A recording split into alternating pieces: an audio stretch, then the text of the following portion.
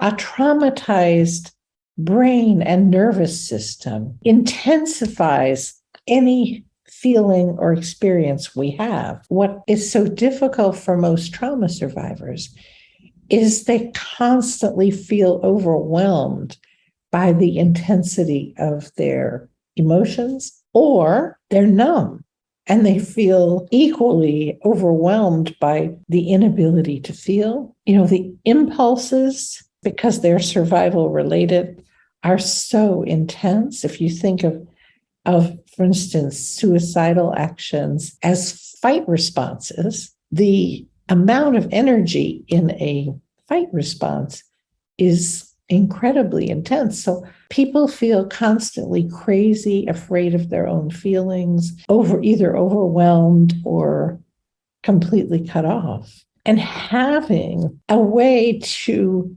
relate to those feelings. If I feel that overwhelming sadness and I can't stop crying, and I notice it as a part, I say, okay, it's not that I can't stop crying. This part of me can't stop crying.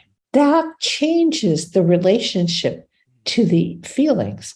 They're still there, but they're not as intense, right? Because if we see someone crying, we say, oh, this is so sad. They're so sad. We may feel for them, but we don't feel the same intensity. So as soon as you call it apart, you change the relationship to the feeling, right? And you can be more curious about it rather than to feel it's going to drown you. If you're interested in seeing the full interview and 29 others like it, you might want to check out the Holistic Psychotherapy Summit.